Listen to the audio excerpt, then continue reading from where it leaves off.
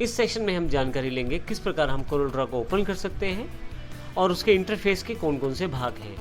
तो आइए सबसे पहले डेस्कटॉप पे बने हुए कोरल ड्रॉ X8 के आइकन को आप डबल क्लिक करें। जैसे ही आप डबल क्लिक करते हैं आपके पास कोरल ड्रॉ का यूज़र इंटरफेस ओपन होना शुरू हो जाता है। आपकी कंप्यूटर की स्पीड के अनुसार थोड़ा सा समय ये ले सकता है। यहाँ यदि आप नीचे की तरफ देखें तो आपके पास कोरल ड्रॉ X8 और उसका इनिशियलाइजिंग यूज़र इंटरफेस का मैसेज यहाँ पे अवेलेबल है। जैसे आपके पास कोरल ड्रॉ ओपन होता है तो आपके पास यहाँ पे एक वेलकम स्क्रीन ओपन हो जाती है। आइए सबसे पहले हम कुछ एक चीज़ों को समझते हैं यहाँ पे कोरल ड्रॉ के इंटरफेस से रिलेटेड। सबसे पहले यदि आप ऊपर की तरफ देखें तो Corel Draw X8 64 bit evaluation version लिखा हुआ है। इसका अर्थ ये है कि ये ट्रायल वर्जन है। इसके पश्चात कोरल ड्रॉ का मेन्यू बार्स दी गई हैं। जैसे फाइल आप क्लिक करें तो फाइल की कमांड्स आप यह देख सकते हैं, टूल्स, विंडोज़, हेल्प और परचेज़। क्योंकि ये ट्रायल वर्जन है तो कोरल ड्रॉ की तरफ से मेरे पास यहाँ पे ऑप्शन दिया गया है कि मैं चाहूँ तो इसे कभी भी परचेज़ कर सकता हूँ और ओरिजिनल सॉफ्टवेयर में कन्वर्ट कर सकता हूँ। लेकिन यहाँ इन सब चीज़ों की जानकारी लेने से पहले सबसे पहले नीचे यहाँ एक टैब खुली हुई है जिसका नाम है वेलकम स्क्रीन। इसकी जानकारी लेते हैं। इस वेलकम स्क्रीन में काफ़ी सारे पार्ट्स, जैसे आप यहाँ की तरफ से नीचे की तरफ आते हुए सबसे पहला बटन गेट स्टार्टेड का है जो डिफ़ॉल्ट रूप में आपके पास ओपन है। आप चाहें तो यहाँ से नया डॉक्यूमेंट खोल सकते हैं, अर्थात कोरल ड्रॉ की नई फाइल बना सकते हैं। आप किसी बने हुए टेम्पलेट से भी कोरल ड्रॉ फाइल को बना सकते हैं। अगर आपने पहले कोई फाइल खोली है तो ओपन रिसेंट, और यदि आप किसी और प्रकार की फ़ाइल खोलना चाहते हैं तो ओपन अदर भी कर सकते हैं। अब यहीं पे राइट हैंड साइड की तरफ एक ऑफ़र भी दिया गया है कोरल ड्रॉ की तरफ से, और यहाँ ये जो इंटरफेस मेरे पास अवेलेबल है इसका फ़ॉन्ट साइज़ यहाँ से सेट हो सकता है। जैसे यहाँ मैं क्लिक करता हूँ तो साइज़ छोटा हो गया है और यहाँ क्लिक करता हूँ तो बड़ा हो गया है। इसके अतिरिक्त यहाँ से काफ़ी सारे पार्ट्स दिए गए हैं। जैसे नीचे की तरफ आए तो वर्क स्पेसिस। अब यहाँ पे वर्क स्पेस का अर्थ कोरल ड्रॉ के द्वारा अलग अलग तरह के टूल्स, मेन्यूज़ अवेलेबल करवाना, जिसके द्वारा आप आसानी से अपने कार्य को कर पाएँ। इसमें मेन्यूज़ तो वही रहते हैं लेकिन उसको दिखाने का तरीका अलग हो जाता है। आपकी कार्य की सरलता के अनुसार उसको व्यवस्थित अर्थात निर्धारित किया जाता है। कुछ चीज़ें आपके पास हटाई जाती हैं, कुछ दिखाई जाती हैं इसमें, परंतु जब भी आप चाहें उन सभी चीज़ों को जो आप चाहते हैं प्राप्त करना कोरल ड्रॉ से, उन सभी टूल्स को कभी भी आप प्राप्त कर सकते हैं दोबारा।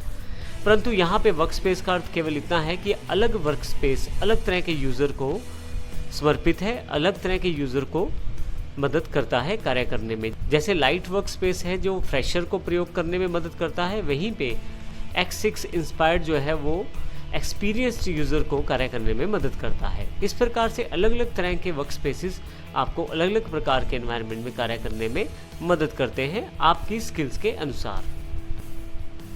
क्लिक करते ही आपके पास वर्क स्पेस अवेलेबल हो जाएंगे।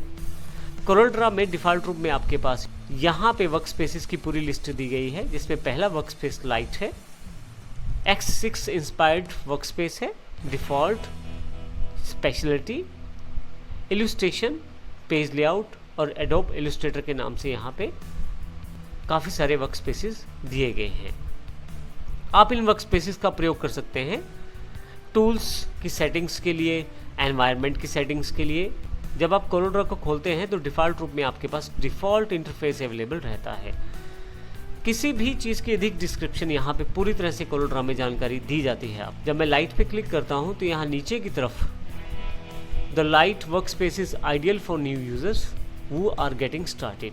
अगर आप नए यूज़र हैं और बिल्कुल शुरुआत कर रहे हैं तो आपके लिए सबसे बेहतर वर्क स्पेस आपके लिए जो दिया गया है कोरल ड्रॉ की तरफ से वो लाइट है, जिसमें अधिक टूल नहीं दिखाए जाते, परंतु आप सभी फीचर्स को जब चाहें तब प्रयोग कर सकते हैं। इसी के साथ आपके पास यहाँ X6 इंस्पायर्ड वर्क स्पेस है। आप इस वर्क स्पेस का प्रयोग कर सकते हैं। यह वर्क स्पेस लगभग डिफ़ॉल्ट कोरल ड्रॉ के वर्क स्पेस जैसा ही रहता है, परंतु इसका प्रयोग एक्सपीरियंस्ड कोरल ड्रॉ यूज़र्स के द्वारा ज़्यादा किया जाता है या उनके लिए ज़्यादा सूटेड रहता है, क्योंकि नई सभी विशेषताओं के साथ आपको फिर भी ऐसा लगेगा कि कोरल ड्रॉ में आप जाने पहचाने तरीके से फैमिलियर एनवायरनमेंट में काम कर रहे हैं। इसी के साथ जैसा हमने डिफ़ॉल्ट में देखा, डिफ़ॉल्ट पे क्लिक करते एक डिफ़ॉल्ट इंटरफेस अवेलेबल हो जाएगा। डिफ़ॉल्ट इंटरफेस के बारे में जो डिफ़ॉल्ट रूप में आपके पास अवेलेबल होगा, डिफ़ॉल्ट रूप में कोरोड्रा की तरफ से जो आपको टूल्स कंट्रोल्स दिए जाएंगे वो सभी इसमें अवेलेबल रहेंगे। इस तरह से आप बाकी के नीचे इंटरफेसेस को भी सिलेक्ट कर सकते हैं। अभी हम केवल वेलकम स्क्रीन की बात ही कर रहे हैं। इस तरह से यहाँ पे नीचे की तरफ व्हाट्स न्यू, अगर कुछ नई विशेषताएं अवेलेबल हुई हैं कोरोड्रा में तो उसकी जानकारी, अगर आप कुछ सीखना चाहते हैं, लर्निंग चाहते हैं तो आप यहाँ पे क्लिक कर सकते हैं। और यदि आप इंटरनेट से जुड़े हुए हैं तो कोरोड्रा आपको काफ़ी सारे रिच रिसोर्सेज अवेलेबल करवाता है, जिससे आप कोरोड्रा से काफ़ी अच्छी जानकारी यहाँ प्राप्त कर सकते हैं नए नए डिज़ाइंस के लिए।